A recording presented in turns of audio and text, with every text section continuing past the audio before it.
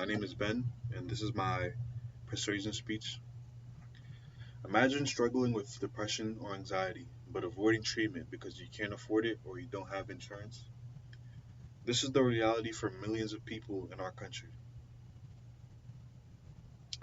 Mental health affects every aspect of our lives, yet so many people are denied care due to financial and systemic barriers. This does not only impact individuals, but also places a burden on families, workplaces, and communities. Today I'm going to persuade you that universal access to mental health care is very essential for improving public health, reducing stigma, and strengthening society as a whole. First, first I'm going to discuss the current barriers to mental health care. Then I'm going to explain the benefits of universal access, and finally I'll share how we can advocate for change.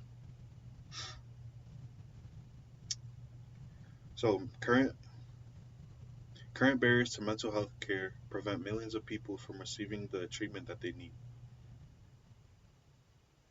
One of the biggest obstacles for accessing mental health services would be cost. According to the National Alliance on Mental Illness, the average cost of therapy without insurance is $100 to $200 per session, which makes it very unaffordable for many families that are struggling financially. Even basic mental health care can feel like an impossible expense. This often leaves people feeling untreated, which causes their conditions to worsen over time and can lead to more severe consequences like hospitalization or substance abuse. Studies also show that many people with mental illnesses face additional costs for medications, which further increases the financial burden. These high expenses create a system where care is only accessible to people with significant amount of money. Stigma also discourages people from seeking help. A study done by the American Psychological Association found that 60% of people with mental health conditions avoid treatment due to the fear of judgment. Without open discussions or normalized treatment, without open discussions or normalized treatment options, many people suffer in silence because they're afraid to seek the help that they need. This stigma not only impacts their well-being but also causes them to neglect their mental health issues as well. While these barriers are significant, universal access to mental health care could eliminate them and provide many benefits.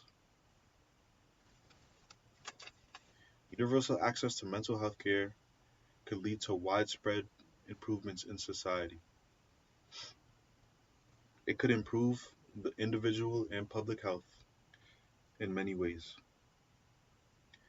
Early intervention for mental health conditions reduce the risk of more severe issues such as substance abuse or chronic illnesses.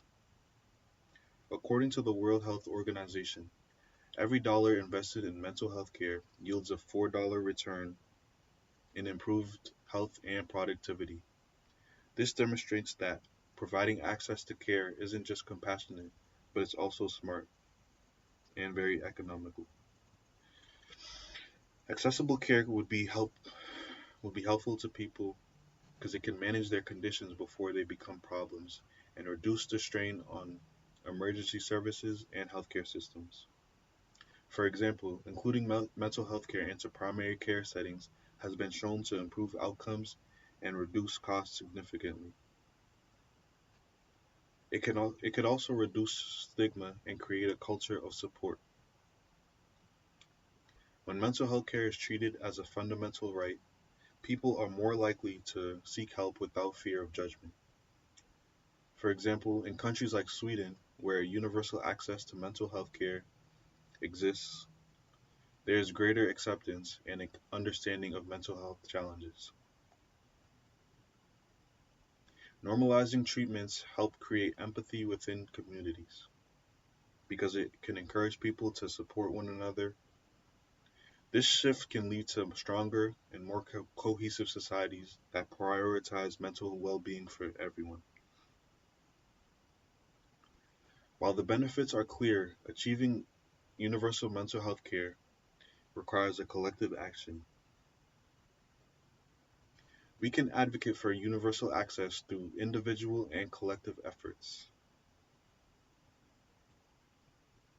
One way we can do this is by supporting policies that expand mental health care coverage. We can also advocate for mental health parity laws that ensure that insurance companies cover mental health services at the same level as physical health services. This would make therapy counseling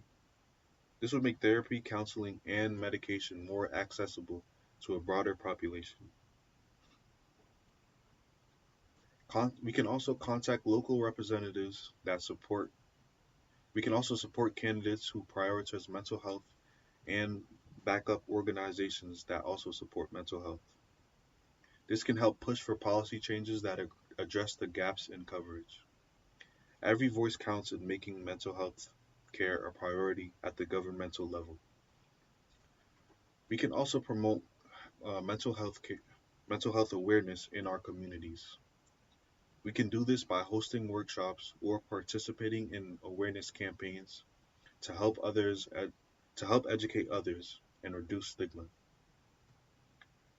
Encouraging we can also encourage workplaces and schools to offer mental health care resources to create a supportive environment for all. So, in conclusion, universal access to mental health care is not just a moral responsibility, it's a necessity for a healthier society.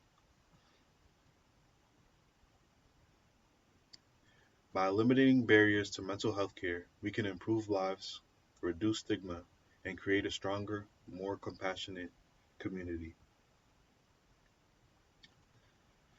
Today we have went over Today we went over the barriers to mental health care, the benefits of universal access, and ways we can advocate for change.